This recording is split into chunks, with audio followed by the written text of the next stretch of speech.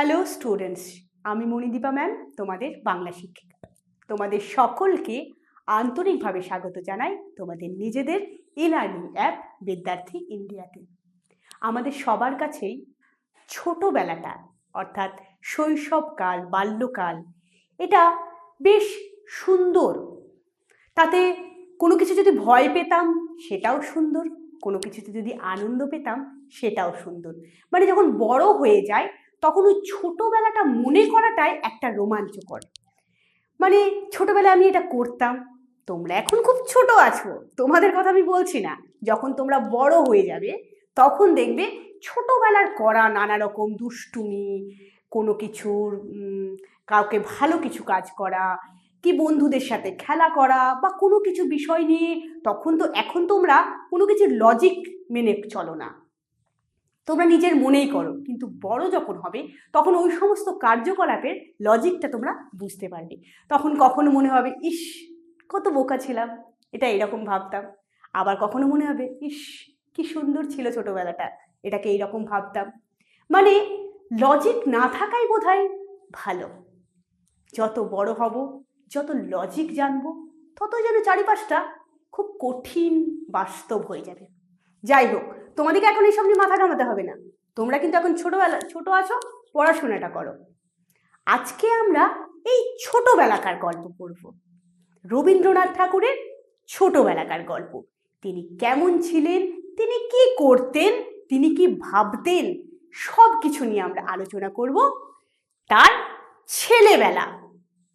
ছেলেবেলাটা নিয়ে পঞ্চম শ্রেণীর পাঠ ছেলেবেলা, এই গদ্যাংশটি নিয়ে আজকে আমরা আলোচনা করব। দেখো, রবীন্দ্রনাথ ঠাকুরেরই তিনটে পর্যায়ের ছবি আমি এখানে রেখেছি। একদম ছোটবেলা, মাঝবয়সী এবং যে রবীন্দ্রনাথ ঠাকুরকে দেখে আমরা অভ্যস্ত। দেখে নিই কি কি আছে আজকের আলোচনায়। আমি কি কি রেখেছি। থাকছে কবি পরিচিতি, অর্থাৎ কবি রবীন্দ্রনাথ ঠাকুর সম্পর্কে আমরা অল্প বিস্তর কিছু জেনে নেব। থাকছে উৎস, অর্থাৎ এই যে ছেলেবেলা, এটা যে পড়ছি এটার উৎস কি, কোথা থেকে এটা নেওয়া হয়েছে। বাল্য স্মৃতি, আমি প্রথমেই বললাম ছোটবেলাকার স্মৃতিকে নিয়ে রচনা, ছোটবেলাকার স্মৃতি মনে করা, সেটা মনে করে অবশ্যই আনন্দ পাওয়া। ছোটবেলাকার যে স্মৃতিটাই মনে পড়ুক, সেটা যেমনই হোক, সেটাতে আনন্দই পাওয়া যায়। তাহলে বাল্য স্মৃতি বলতে আমরা কি বুঝি সেটা আমরা একটু জেনে নেব। বাল্য স্মৃতি বিষয়ক রচনা এবং রচনাকারের নাম। আজকে যেটা আমরা পড়বো সেটা রবীন্দ্রনাথ ঠাকুরের বাল্য স্মৃতি বিষয়ক একটা রচনা। এছাড়াও আরো কোন কোন লেখকের বাল্য স্মৃতি বিষয়ক কি রচনা আছে এবং সেগুলোর নাম কি। থাকছে প্রতিনির্দেশ কথার অর্থ তোমাদেরকে বলে দিই, যে এইটার মতো অন্য একটা লেখা। অর্থাৎ এটাতে আমি কি বলছি, এটাতে রবীন্দ্রনাথ ঠাকুর তার নিজের ছোটবেলাকার নানা রকম স্মৃতি রোমন্থন করেছেন, মনে করেছে, সেটাই লিখেছে। ঠিক এই রকম যে নিজের ছোটবেলাকা মনে করে কি কেউ কিছু লিখেছে, সেই রকম কোনো গল্প। থাকছে মূল পাঠ, অর্থাৎ পুরো টেক্সটটা স্ক্রিনে থাকবে, আমি লাইন বাই লাইন তোমাদেরকে বুঝিয়ে দেব। থাকছে নামকরণের সার্থকতা, এই যে ছেলেবেলা, কেন এই রচনাটার নাম ছেলেবেলা হলো, নামকরণটা কতটা যুক্তিযুক্ত। রেখেছি শব্দার্থ, কিছু শব্দের অর্থ আছে, বিপরীত শব্দ, সমার্থক শব্দ এবং মিল করো। হ্যাঁ, তোমাদেরকে বলে রাখি, এই মিল করোটা কিন্তু আমি করব না, মিল করোটা তোমরা বলবে, আমি ড্র করব অনলি। অর্থাৎ একটা কাজ আমি তোমাদের জন্য রেখেছি, তোমরা বলবে কোনটার সাথে কোনটা মিল হবে বিশেষ্য বিশেষণের। হ্যাঁ, অবশ্য দেখো মিলটা আমি বিশেষ্য বিশেষণে রেখেছি, মিলটা তোমরা করবে, বেশ খেলাও হয়ে যাবে একটা। তাহলে প্রথমেই চলে যাই কবি পরিচিতিতে, অর্থাৎ রবীন্দ্রনাথ ঠাকুর সম্পর্কে আমরা একটু জেনে নিই। রবীন্দ্রনাথ ঠাকুর সম্পর্কে জানাটা কিন্তু উচিত। রবীন্দ্রনাথ ঠাকুর 1861 সালের 7ই মে কলকাতার জোড়াসাঁকোর ঠাকুর পরিবারে জন্মগ্রহণ করেন। তার পিতার নাম মহর্ষি দেবেন্দ্রনাথ ঠাকুর এবং মাতা সারদা দেবী। ছেলেবেলায় স্কুলের প্রথাগত শিক্ষা মানে কি, আমরা যেরকম ছোটবেলাতে স্কুল যাই, স্কুলে ইউনিফর্ম পরে যাই, একটা ক্লাসরুমে বসি, তারপর প্রেয়ার করি, আবার ক্লাসরুমে এসে লাইন দিয়ে বসি, শিক্ষক মশাইরা আমাদেরকে পড়ান, আমরা পড়ি, তারপরে পরীক্ষা হয় মাঝে মাঝে, তারপরে একটা ক্লাস থেকে আরেকটা ক্লাসে উত্তীর্ণ হই। এইরকম প্রথাগত শিক্ষায় কিন্তু তিনি প্রথমে শিক্ষিত হননি, মানে এটা তার পছন্দই ছিল না প্রথম থেকেই, কিন্তু এই ব্যাপারটাই, প্রথাগত শিক্ষা পদ্ধতিটাই তার অপছন্দের ছিল। প্রথাগত শিক্ষা তার ভালো লাগেনি, তাই বাড়িতে গৃহশিক্ষকের কাছে তার শিক্ষা জীবন শুরু হয়। অসীম প্রতিভাবান এই মনীষীর কাব্য রচনার সূত্রপাত খুব অল্প বয়স থেকেই। সমস্ত ক্ষেত্রেই, সাহিত্যের সমস্ত ক্ষেত্রেই তার বিশিষ্ট পরিচয় আমরা পাই। কাব্য, উপন্যাস, নাটক, গীতিনাট্য, নৃত্যনাট্য, প্রবন্ধ, ছোট গল্প, গান সবকিছু দিয়েই তিনি বাংলা সাহিত্যকে নানাভাবে সমৃদ্ধ করেছেন। 1913 সালে, এটা মনে রাখবে, 1913 সালে গীতাঞ্জলি কাব্যগ্রন্থের ইংরেজি অনুবাদ সং অফেরিংস, নামটা মনে রাখবে, সং অফেরিংস, এগুলো জানাটা একটু দরকার, কোশ্চেনে আসবে না কিন্তু তবুও নিজেদের জানাটা দরকার। সং অফেরিংসের জন্য সাহিত্যে তিনি নোবেল পুরস্কার লাভ করেন। সবসময় কোশ্চেনে আসতে হবে সেগুলোই জানবো তেমন কিন্তু নয়, কিছু কিছু জিনিস আমাদের জানা উচিত। আলোচ্য গদ্যাংশটি রবীন্দ্রনাথ ঠাকুরের ছেলেবেলা বই থেকে নেওয়া হয়েছে। বাল্য স্মৃতি, দেখো নামটা থেকেই কিছু কিছু বুঝতে পারবে। বাল্য মানে কি, ছোটবেলাকার, অর্থাৎ বাল্যকাল। স্মৃতি মানে যেটা পূর্বে ঘটে গেছে সেটা আবার মেমোরাইজ করা। কোনো সাহিত্যিক আত্মজীবনী রচনার ক্ষেত্রে বাল্য স্মৃতির ওপর, অর্থাৎ ছোটবেলাকার স্মৃতির ওপর অধিকতর গুরুত্ব দিয়েছেন। সেই সমস্ত রচনাকে বাল্য স্মৃতি বিষয়ক রচনা বলা হয়। এক্ষেত্রে রচনার প্রধান চরিত্রের বাল্যকালের বা শৈশবকালের কিছু গুরুত্বপূর্ণ ঘটনার কথা উল্লেখ থাকে। শৈশব স্মৃতি জড়িত সেই সমস্ত রচনাই হলো বাল্য স্মৃতি বিষয়ক রচনা। অর্থাৎ ছোটবেলাকার কিছু স্মৃতি যখন রচনার প্রধান উপজীব্য হয়ে দাঁড়ায়, অর্থাৎ মেন ব্যাপারটাই হয়ে যায়, মেন টপিকটাই হয়ে যায় ছোটবেলাকার বিভিন্ন ধরনের ঘটনা, তখন সেই সমস্ত রচনাগুলোকে বলা হয় বাল্য স্মৃতি বিষয়ক রচনা। বোঝাতে পেরেছি? বুঝতে পেরেছ? বাল্য স্মৃতি অর্থাৎ ছোটবেলাকার স্মৃতি, যে রচনার মূল উপজীব্য বিষয়টাই হলো ছোটবেলাকার বা শৈশবকালের স্মৃতি, এবং সেটাই গদ্যাংশটির মূল বিষয়বস্তু হয়, সেই সমস্ত রচনাগুলোকে বলা হয় বাল্য স্মৃতি। নামটা থেকেই তোমাদের মনে থাকবে। বাল্য স্মৃতি বিষয়ক রচনা এবং রচনাকারের নাম। এপিজে আব্দুল কালামের দেখো উইংস অফ ফায়ার, বিভিন্ন রচনাকারের নাম এবং তাদের রচনার নাম আমি বলছি। এপিজে আব্দুল কালামের উইংস অফ ফায়ার। রবীন্দ্রনাথ ঠাকুরের বাল্য স্মৃতি বিষয়ক কি, জীবন স্মৃতি। শরৎচন্দ্র চট্টোপাধ্যায়ের শ্রীকান্ত উপন্যাস। প্রমথ চৌধুরীর আত্মকথা। সুনির্মল বসুর লেখা জীবন খাতার কয়েক পাতা। এগুলোও কি তাদের ওই রকম ছোটবেলাকার স্মৃতি, ছোটবেলাকার নানা রকম ঘটনা এখানে উল্লেখিত আছে।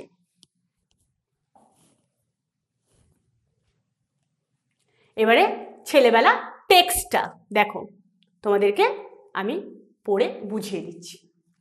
আমার জীবনের, এখানে আমার মানে কে, আমার মানে কবি রবীন্দ্রনাথ ঠাকুর নিজেকে বলেছেন। আমার জীবনের বাইরের খোলা ছাদ ছিল প্রধান ছুটির দেশ। অর্থাৎ ছুটির দেশ মানে ছুটি পেলে আমরা কি করি, বিভিন্ন জায়গায় ঘুরতে যাই। আমরা সারা বছর বা সারা সময়ের পড়াশোনাতে, নানা রকম আবার কোনো কিছু শেখাতে, নাচ গান আঁকা এইসব শেখাতে আমরা কি করি, নিজের মতো করে সময়টা অতিবাহিত করতে পারি না। তাহলে সেগুলো আমরা জমিয়ে রেখে দিই কখনকার জন্য, ছুটির সময়ের জন্য, যে ছুটির সময় এগুলো করব। কবি রবীন্দ্রনাথ ঠাকুরও ছোটবেলায় তার ছুটির সময়ে, যখন তার ছুটি থাকতো অর্থাৎ রবিবার দিনটা, সে কোথায় যেত, সে যেত তার ছাদে। সেটাই ছিল তার ছুটির প্রধান দেশ। ছোট থেকে বড় পর্যন্ত আমার নানা রকমের দিন ওই ছাদে নানাভাবে বয়ে চলেছে। অর্থাৎ ছোট থেকে বড় পর্যন্ত নানা রকমের দিন কবি কি করেছেন, ওই ছাদে বিভিন্ন রকমভাবে অতিবাহিত করেছেন। অর্থাৎ ওই যে বললেন যে ছুটি পেলেই তিনি তার ছুটিটাকে আলাদা রকমভাবে কাটাতো, কোথায়? ছাদে। আমার পিতা যখন বাড়ি থাকতেন তার জায়গা ছিল তেতলার ঘরে। তেতলা মানে হচ্ছে 3 তলার ঘরে। কবির পিতা মানে মহর্ষি দেবেন্দ্রনাথ ঠাকুর, তার পিতা যখন ঘরে থাকতেন তিনি কোথায় থাকতেন? তেতলার ঘরে থাকতেন।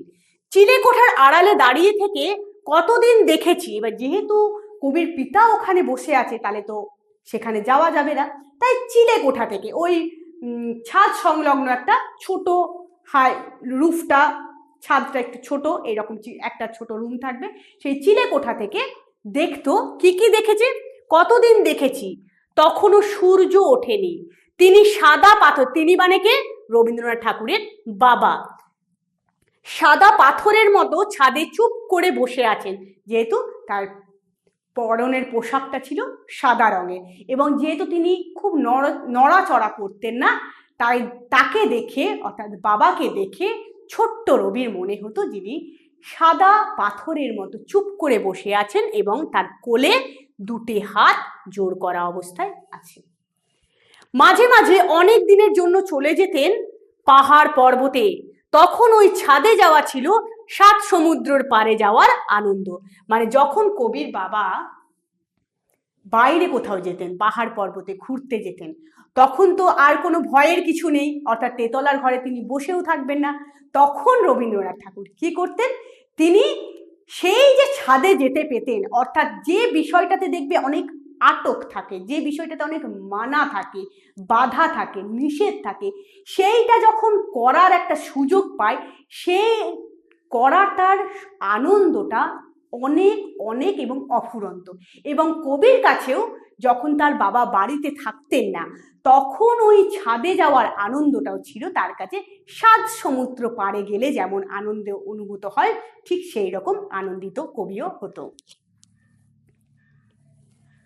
চিরদিনের নিচে তলায় বসে বসে রেলিংয়ের ফাঁক দিয়ে দেখে এসেছি রাস্তার লোক চলাচল, কিন্তু ওই ছাদের ওপর যাওয়া লোক বসতির পিলপে গাড়ি মানে হাতিতে টানা গাড়ি পেরিয়ে যাওয়া, ওখানে গেলে মাথার উপর দিয়ে পা ফেলে ফেলে মন যায় যেখানে সেখানে আকাশের নীল মিশে গেছে পৃথিবীর শেষ সবুজে।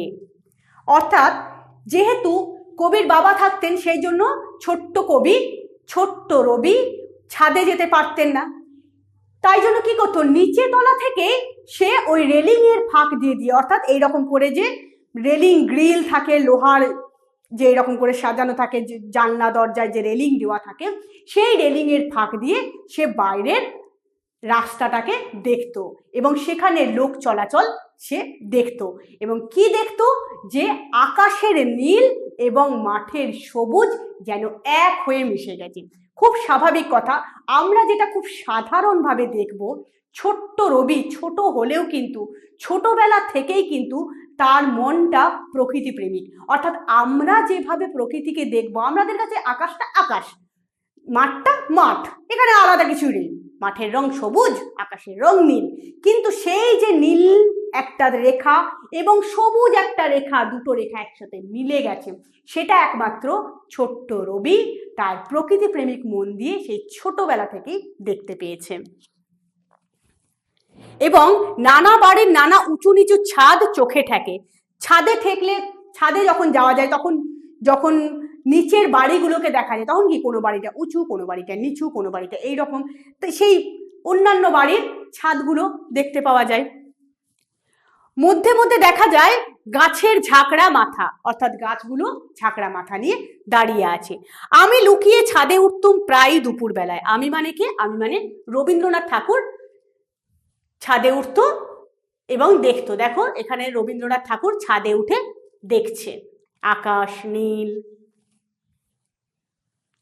বরাবর এই দুপুর বেলাটা নিয়েছে আমার মন ভুলিয়ে, অর্থাৎ কবির মন ছোটবেলা থেকে প্রকৃতি প্রেমিক এবং দুপুর বেলাটা কবির কাছে বেশ আকর্ষণীয়। ও যেন দিনের বেলাকার রাত্রির, অর্থাৎ দুপুর বেলাতেও দেখবে রাত্রির মতো দুপুর বেলাতেও একটা সময় আসে 2টো থেকে 3টে বা 1টা থেকে 3টে পর্যন্ত, যখন সবাই কি করে খাওয়া দাওয়া করে রেস্ট নেয়। চারিদিকে যান চলাচল একটু কম হয়, চারিদিকে লোকজনের কোলাহল একটু কম হয়, হ্যাঁ, গাড়ি ঘোড়ার আওয়াজ একটু কম হয়, কারণ সবাই তখন খাওয়া দাওয়া করে ক্লান্ত, তারা সবাই রেস্ট নিচ্ছে। ঠিক যেন রাত্রে গভীর রাতটা যেরকম নিস্তব্ধ হয়ে যায়, দুপুরের ওই একটা ছোট্ট একটু সময়ও যেন ওই রকম নিস্তব্ধ হয়ে যায়। তাই এই কথাটা বলেছে, এ যেন দিনের বেলাকার রাত্রির, অর্থাৎ দিনের বেলা হলেও নিস্তব্ধতা যেন রাত্রির মতো। বালক সন্ন্যাসীর বিভাগী হয়ে যাওয়ার সময়। বালক সন্ন্যাসী বলতে এখানে কাকে বুঝিয়েছেন? রবীন্দ্রনাথ ঠাকুরকেই বোঝানো হয়েছে। সন্ন্যাসীরা কি হয়? সন্ন্যাসীরা আত্মীয় পরিজন ইহ জগতের মায়া ত্যাগ করে ঈশ্বরের সাধনায় মগ্ন হন। এখানে বালক রবীন্দ্রনাথ ঠাকুরও যেন সেই রকম এক, মানে তার মনটাও যেন সুদূরে একদম মিলে গেছে, যেখানে এই ঘর বাড়ি পরিবার পরিজন পড়াশোনা করা এই সব যেন তার মনে আর কিছু নেই, যেন তিনিও বালক সন্ন্যাসী হয়ে গেছেন এবং তার বিভাগী হয়ে যাওয়াটা যেন ওই দুপুর বেলাটায় ওই সময়টাই যেন পারফেক্ট সময়। খড়খড়ির ভেতর দিয়ে হাত গলিয়ে ঘরের ছিটকিনি দিতুম খুলে। খড়খড়ি মানে কি? খড়খড়ি মানে হচ্ছে জানলা দরজার যে কাঠের ফ্রেমটা, এরকম করে যে কাঠের ফ্রেমটা দেওয়া থাকে সেটা, সেই দিক দিয়ে হাতটা এমনি করে গলিয়ে ছিটকিনিটা খুলে দিত, তবেই তো সে যেতে পারবে, কারণ তাকে তো পাহারা দিয়ে রাখা হয়ে গেছে, সে ছোট্ট, সে এদিক ওদিক চলে যাবে বলে পাহারাদাররা তাকে ছিটকিনি বন্ধ করে রেখে দিয়েছে। কিন্তু পাহারাদারদের চোখ এড়িয়ে ওই ছিটকিনি খুলে কবি কি করতেন? বেরিয়ে যেতেন। দরজার ঠিক সামনেই ছিল একটা সোফা, সেখানে অত্যন্ত একলা হয়ে বসতুম। অর্থাৎ অত্যন্ত একলা মানে কি? কবির সাথে আর কেউ থাকতো না, অর্থাৎ কবি নিজেই এক মনে ওই সোফাতে বসে থাকতো, দরজাটা খুলে এক মনে ওই সোফাতে বসে থাকতো। আমাকে পাকড়া করবার, পাকড়া মানে কি? ধরবার জন্য, করবার চৌকিদার যারা পেট ভরে খেয়ে তাদের ঝিমুনি এসেছে, গা মোড়া দিতে দিতে শুয়ে পড়েছে মাদুর জুড়ে। অর্থাৎ কবিকে দেখাশোনা করার জন্য যে পাহারাদার ছিল তারাও কিন্তু দুপুরবেলায় খাওয়া দাওয়া করে ক্লান্ত অবসন্ন হয়ে মাদুরে শুয়ে পড়ছে। অর্থাৎ কি, কবিকে এখন দেখার মতো কেউ নেই, সবাই ঘুমাচ্ছে। এই ফাঁকেই সে কি করতো? ছিটকিনি খুলে ঘরের বাইরে বেরিয়ে সেই সোফায় বসে থাকতো। রাঙা হয়ে আসতো রোদ্দুর, অর্থাৎ যখনই দুপুরটা ঢলে বিকেলের দিকে গড়িয়ে যায় তখন রোদের তেজ সেই রকম ওই সাদা ঝকঝকে রোদটা থাকে না। কি হয়? রোদের রং লালচে বর্ণ ধারণ করে, সূর্যের আভা লালচে বর্ণ ধারণ করে। চিল ডেকে যেত আকাশে, আকাশে কি ডাকতো? চিল। সামনের গলি দিয়ে যেত চুড়িওয়ালা। একটা দুপুরবেলার পরিবেশ বোঝাই যাচ্ছে, চিল ডেকে যেত, লাল হয়ে আসতো চারিদিক আকাশ, চুড়িওয়ালা ডেকে যেত। সেদিনকার দুপুর সেই চুপচাপ বেলা আজ আর নেই।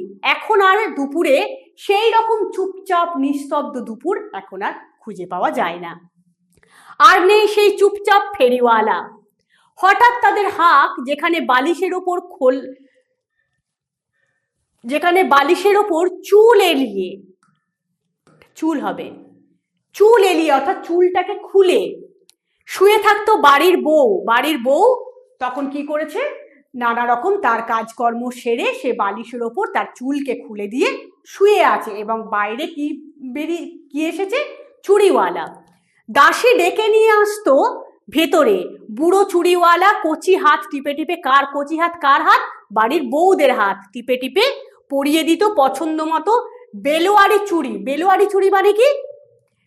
স্ফটিক পাথরের মতো কাচের চুড়ি, সেগুলোকে বাড়ির বউয়ের হাতে টিপে টিপে টিপে, হাতটা টিপে টিপে চুড়ি পরার একটা, এটা স্টাইলই বলতে পারো, যে হাতটাকে টিপে টিপে টিপে টিপে পরাতে হবে। তাহলে কি হবে? এইরকম করে টিপে টিপে টিপে টিপে পরাতে হবে, তাহলে ওই চুড়িটা না ভেঙেই ঢুকে যাবে। এবং সেই চুড়িওয়ালাকে কে ডেকে আনতো? দাসী ডেকে নিয়ে আসতো। সেদিনকার সেই বউ আজকের দিনে এখনো বউয়ের পদ পায়নি। অর্থাৎ মানে কি বলতো? অর্থাৎ হলো, সে যে বয়সে তখন বউ হয়ে যেত, এখন কিন্তু সেই বয়সের মেয়েরা পড়াশোনা করছে। এখনো কিন্তু সেই বয়সের মেয়েদের বিয়ে হয় না, অর্থাৎ তখনকার বউরা অনেক ছোটবেলাতেই বিয়ে হয়ে যেত, তাই তখনকার বউরা অনেক বেশি বাচ্চা হতো। এখন কিন্তু সেই বয়সের মানে তখনকার যে বয়সে বউ হতো সেই বয়সের মেয়েরা কিন্তু এখনো বউ হয়নি, অর্থাৎ বউয়ের পদ পায়নি, অর্থাৎ তাদের এখনো বিয়ে হয়নি। তারা কি করছে, সেকেন্ড ক্লাসে সে পড়া মুখস্থ করছে, অর্থাৎ এই বয়সের মেয়েরা এখন পড়ছে, বিয়ে হয়নি। আর সেই চুড়িওয়ালা আজ সেই গলিতেই বেড়াচ্ছে রিক্সা ঠেলে। ছাদটা ছিল আমার কেতাবে পড়া মরুভূমি। কেতাব মানে কি, বই। বইয়ে মরুভূমিকে যেরকম পড়েছিল, মরুভূমি যেরকম বিবরণ পড়েছিল, মরুভূমিকে যেভাবে জেনেছিল, কবির কাছে ছাদটা ছিল ঠিক সেই রকম। ধুধু করছে চারিদিক, গরম বাতাস হু হু ছুটে যাচ্ছে ধুলো উড়িয়ে, আকাশের নীল রং এসেছে ফিকে হয়ে, অর্থাৎ ছাদের চারিদিকটা গরম বাতাসে পরিপূর্ণ হয়ে গেছে, আকাশের নীল রং ফিকে হয়ে এসেছে। অর্থাৎ কবি বইয়ে যেরকম ভাবে মরুভূমিকে পড়েছিল, মরুভূমিকে জেনেছিল, কবির কাছে ঠিক যেন সেই মরুভূমিটাই ধরা দিয়েছে এই ছাদে। মানে ছাদটাই যেন মরুভূমি হয়ে কবির কাছে ধরা দিয়েছে। এই ছাদের মরুভূমিতে তখন একটা ওয়েসিস দেখা দিয়েছিল। ওয়েসিস মানে জানো কি, মরুভূমিতে একটা জায়গায় জলের মতো থাকবে, সেখানে কিছু গাছ থাকবে, জলের মতো থাকবে, সেই ছাদেরই একটা জায়গাতে ওয়েসিস। যেহেতু ছাদটা মরুভূমি হচ্ছে, তাহলে সেই মরুভূমিতে যেমন ওয়েসিস থাকে, ছাদ মরুভূমিতেও তেমনি একটা ওয়েসিস ছিল। আজকাল উপরের তলায় কলের জলের নাগাল নেই, অর্থাৎ উপরের তলাতে কলের জল এখন যায় না। তখন তেতলার ঘরেও তার দৌড় ছিল। তার দৌড় মানে কি, কার দৌড়, কলের জল, অর্থাৎ তেতলার ঘরেও জল পাওয়া যেত। লুকিয়ে ঢোকা নাবার ঘর, নাবার ঘরে মানে স্নান ঘরে, নাওয়া, নাওয়া থেকে এসছে নাবা, স্নান, নাওয়া থেকে এসছে নাবা। তাকে যেন বাংলাদেশের শিশু লিভিংস্টোন এই মাত্র খুঁজে বের করলো। অর্থাৎ শিশু লিভিংস্টোন ছিল স্কটল্যান্ডের একজন অধিবাসী, যিনি মানে মধ্য আফ্রিকার, পশ্চিম এবং মধ্য আফ্রিকার অনেক অভিযান চালিয়েছিলেন। এবং এইখানে যে রবীন্দ্রনাথ ঠাকুর যে ওই নাবার ঘরে গিয়ে, অর্থাৎ স্নান ঘরে গিয়ে যে কলটাকে আবিষ্কার করা, যেন সেই ছোট্ট সেই লিভিংস্টোনের অভিযানের সমানে তুল্য। বুঝতে পেরেছো? মানে লিভিংস্টোন যেরকম ভাবে অভিযান চালিয়েছিল, ছোট্ট রবিও যেন তেতলার ঘরে ঠিক সেই রকম ভাবে অভিযান চালিয়েছিল এবং আবিষ্কার করেছিল সেই কলটাকে। নিয়ে কি করলো, কল দিতুম খুলে, ধারা জল পড়তো সকল গায়ে। ধারা জল মানে জানো তো কি, ধারা জল মানে হচ্ছে শাওয়ার, কন্টিনিউয়াস জল পড়বে। সে কলটা খুলে দিলে কবির গায়ে কন্টিনিউয়াস জল পড়বে। এখন দেখবে এখন বাথরুমে থাকে শাওয়ার। বিছানার একখানা চাদর নিয়ে গা মুছে সহজ মানুষ হয়ে বসতুম। অর্থাৎ সেই তেতলার ঘরে ঢুকে কল খুলে স্নান করে বিছানার একখানা চাদর দিয়ে গা মুছতো এবং আবার ধীরভাবে বসতো। ছুটির দিনটা দেখতে দেখতে শেষের দিকে এসে পৌঁছালো। অর্থাৎ প্রথম থেকেই রবীন্দ্রনাথ ঠাকুরের কাছে ওই রবিবার দিনটা, অর্থাৎ ছুটির দিনটা বেশ মজার একটা দিন, বিভিন্ন রকম আবিষ্কারের দিন, বিভিন্ন রকম আনন্দ পাওয়ার দিন। কিন্তু এত সব কাণ্ড করতে করতে করতে করতে এবারে বেলা গড়িয়ে সন্ধে হতে যাবে, তারপরে কি দিনটা এবারে শেষ হতে যাবে। শেষের দিকে এসে পৌঁছালো। নিচে দেউড়ির ঘন্টায় বাজলো 4টে, অর্থাৎ দেউড়ি মানে কি, সদর দরজা, সদর দরজার ঘড়িতে 4টে বাজলো। রবিবারের বিকেল বেলায় আকাশটা বিশ্রী রকমের মুখ বিগড়ে আছে। শোনো, আকাশ বাতাস ওই রকম ভাবে বিশ্রী রকম ভাবে মুখ বিগড়ে থাকে না। আমাদের মনের অবস্থা যেরকম হয়, আমরা আকাশ বাতাস প্রকৃতিকে ঠিক সেই রকম ভাবেই দেখতে পাই। অর্থাৎ রবিবার চলে যাচ্ছে, কাল থেকেই শুরু হবে আবার সোমবার। সোমবার মানেই হচ্ছে সে স্টুডেন্টই বলো বা অন্যদের বলো, সবারই কাজের একটা বার, অর্থাৎ কাজ করা শুরু হয়ে যায়। তাই আমাদেরও মনে হয় রবিবার দিনটা চলে গেলে ইস কেমন লাগছে, আবার কাল থেকে সব কিছু কাজ শুরু, আবার সেই আবার সেই কাজ করো, ছোট ছোট ছেলে মেয়েদের কাছে আবার সেই পড়াশোনা করো। অর্থাৎ তার মনে হলো যেন রবিবারের বিকেল বেলাটা কেমন বিশ্রী মুখ করে আছে। আসছে সোমবারের হাঁ করা গ্রহণ লাগানো ছায়া, অর্থাৎ সোমবার মানেই কি, সোমবার মানেই হচ্ছে পড়াশোনা আবার স্টার্ট, অর্থাৎ যেটা কবির একদম পছন্দ ছিল না। তাকে গিলতে শুরু করেছে। নিচে এতক্ষণে পাহারা এড়ানো ছেলের খোঁজ পড়ে গেছে, অর্থাৎ পাহারাদারের চোখ এড়িয়েই তো কবি এই তেতলার ঘরে এসেছিলেন, তেতলার ওই ছাদে এসেছিলেন এবং বিভিন্ন রকম কাজকর্ম করলেন। তাহলে যেই ওই 4টে বেজেছে সেই আওয়াজে পাহারাদারও ঘুম থেকে উঠে গেছে এবং ঘুম থেকে উঠেই দেখেছে যে দরজা খোলা, ছোট্ট রবি নেই। তাহলে সে কোথায় গেল, সে কোথায় গেল, সেই খোঁজও চারিদিকে পড়ে গেছে। দিনের আলো আসছে ঘোলা হয়ে, মন খারাপ নিয়ে একবার ছাদটা ঘুরে আসা গেল। নিচে দেখলুম তাকিয়ে পুকুর থেকে পাতিহাঁসগুলো উঠে গিয়েছে, অর্থাৎ এবারে পাতিহাঁসগুলো নিজের নিজের ঘরে যাবে। লোকজনের আনাগোনা আরম্ভ হয়ে গিয়েছে ঘাটে, অর্থাৎ এতক্ষণ যে লোকজন ছিল না, চারিদিকটা নিস্তব্ধ ছিল, সেই সমস্ত নিস্তব্ধ কাটিয়ে লোকজন আবার আসছে, মানে দুপুর পেরিয়ে গেল, এবারে বিকেল আসছে। বট গাছের ছায়া পড়েছে অর্ধেক পুকুর জুড়ে। রাস্তা থেকে জুড়ি গাড়ির সইসের হাঁক শোনা গেল, অর্থাৎ জুড়ি গাড়ি মানে হচ্ছে ঘোড়ায় টানা গাড়ি, আর পিলপে গাড়ি মানে কি পড়লাম, হাতিতে টানা গাড়ি। সইসের হাঁক শোনা যাচ্ছে, অর্থাৎ সবকিছু যেগুলো নিস্তব্ধ ছিল সেগুলো আবার কাজে ঢুকে গেল। এরপর ধীরে ধীরে দিনের আলো ঘোলা হয়ে আসতো, অর্থাৎ দিন পেরিয়ে সন্ধ্যের দিকে নেমে যাচ্ছে। পাতিহাঁসগুলো উঠে আসছে জল থেকে, লোকজনের আনাগোনা আরম্ভ হয়ে গেছে, বট গাছের ছায়া পড়েছে পুকুরে, ঘোড়ার গাড়ির সহিসের ডাক শোনা যাচ্ছে, অর্থাৎ আবার জনকোলাহল বেড়ে যেতে আরম্ভ করলো এবং রবীন্দ্রনাথ ঠাকুরেরও ছুটির দিন শেষ হলো। তাহলে বুঝতে পারলে পুরো টেক্সটটা আমি তোমাদেরকে লাইন বাই লাইন বুঝিয়ে দিলাম। এখান থেকে যে কোনো প্রশ্ন আসুক তোমরা নিজের ভাষায় নিশ্চয়ই সুন্দর করে লিখে নিতে পারবে।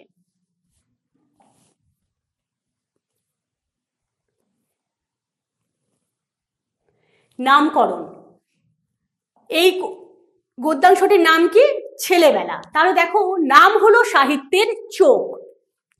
চোখের মাধ্যমে যেমন মনের অবস্থাটা বোঝা যায়, ঠিক সেই রকমই নামকরণের মাধ্যমে আমরা যে কোনো সাহিত্যের বিষয়বস্তুটা কি হতে চলেছে বা কি হতে পারে সেটা আমরা কিছুটা হলেও আন্দাজ করে নিতে পারি।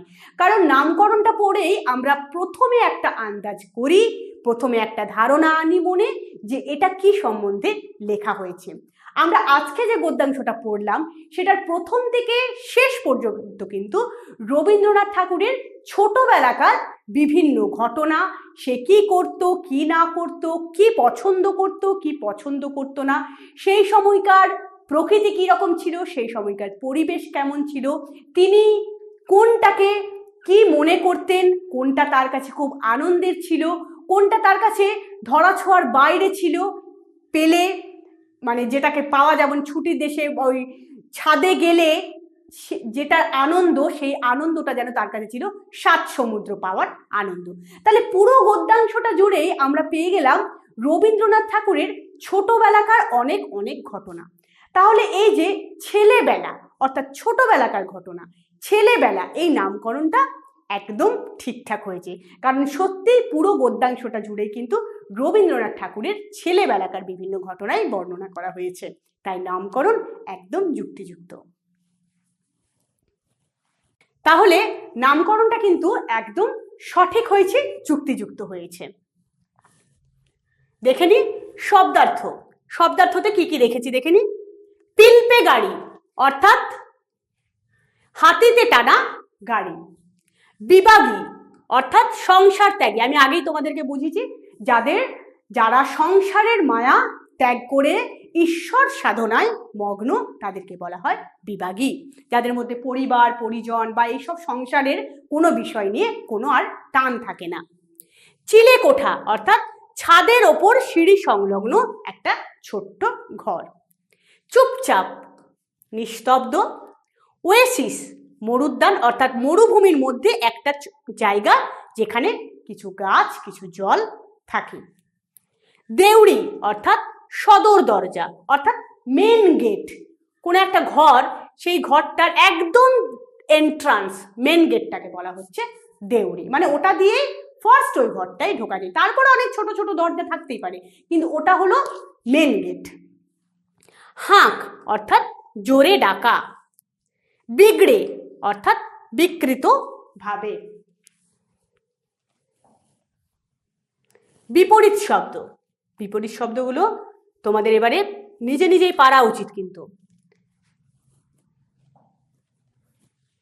বিপরীত শব্দ, বিপরীত শব্দের প্রথমে কি আছে? খোলা, খোলা থেকে বন্ধ। আকাশ বিপরীত শব্দ পাতাল। বিবাগী, বিবাগী যদি হয় সংসার ত্যাগী, অর্থাৎ সংসারে যার কোনো টান নেই, কোনো আকর্ষণ নেই, কোনো মায়া নেই, তাহলে তার উল্টোটা কি হবে? তার বিপরীতটা কি হবে? সংসারী, অর্থাৎ সংসারের প্রতি যার মায়া টান আকর্ষণ সবকিছুই আছে। পছন্দ থেকে অপছন্দ, শুধু একটা অযোগ হয়ে গেছে। গরম ঠান্ডা। নিস্তব্ধ অর্থাৎ চুপচাপ, কোনো কোলাহল নেই, এইরকম, তাহলে কোলাহল পূর্ণ। লুকিয়ে তার বিপরীত প্রকাশ্যে। বিশ্রী অর্থাৎ খারাপ কুৎসিত, সেটা থেকে সুশ্রী। সমার্থক শব্দ অর্থাৎ অর্থটা একই থাকবে, শব্দগুলো চেঞ্জ হবে। পৃথিবীকে আর কি কি বলা যায়? জগৎ, ভুবন। পাহাড়, পাহাড়কে আর কি বলা যায়? গিরি, অচল। আকাশ, আকাশের দুটো সমার্থক শব্দ গগন, অম্বর। জল, নীর, বাড়ি। গাছ, বৃক্ষ, তরু। মজা থেকে খুশি, আনন্দ। একটা শব্দের বিভিন্ন অর্থ। দেখে এবারে মিল করোটা, মিল করোটা দিন আমি তোমাদেরকে বলেছিলাম যে মিলটা আমি করব না, তোমরা বলবে, আমি শুধু লাইনগুলো দেব। এটা হচ্ছে বিশেষণ, এটা হচ্ছে বিশেষ্য। বড়, বড়টার সাথে কোনটা মিল হবে বলো? বড় পুকুর, মিল হয়ে গেল। ঝাঁকড়া, ঝাঁকড়ার সাথে কোনটা হবে? চুল না আকাশ? ঠিক, ঝাঁকড়ার সাথে চুল। তাহলে পড়ে থাকলো কি? নীল আকাশ হয়ে গেল। এবার এদিকে গরম, গরমের সাথে কি হবে? চুড়ি, গাড়ি না জল? ঠিক, গরম জল, গরম জল। দেখো এটা হয়ে যাচ্ছে বিশেষণ, আর এটা হচ্ছে বিশেষ্য। বেলোয়ারি, বেলোয়ারি মানে আমি বলে দিয়েছিলাম স্ফটিক পাথরের, একদম স্ফটিকের মতো চকচকে কাচের তৈরি, তাহলে বেলোয়ারি চুড়ি, যেটা আমরা এই পাঠ্যতেই পড়লাম। আর দামি গাড়ি। তাহলে ছেলেবেলায় গদ্যাংশটি আশা করছি তোমরা ভালো করে বুঝে গেছো, এবং ম্যাচিংটা তোমরা নিজেরাই করলে। ভালো করে গদ্যটা বারবার বারবার ভালো করে পড়বে, তাহলে নিজের ভাষায় যে কোনো প্রশ্নের উত্তর নিজেরাই লিখতে পারবে। আর যদি কোনো অসুবিধা থাকে কমেন্ট বক্সে জানিও, আমি তোমাদেরকে আবার বুঝিয়ে দেব। ভালো থাকবে, ভালো করে পড়াশোনা করবে। দেখা হবে নেক্সট ক্লাসে নেক্সট টপিক নিয়ে।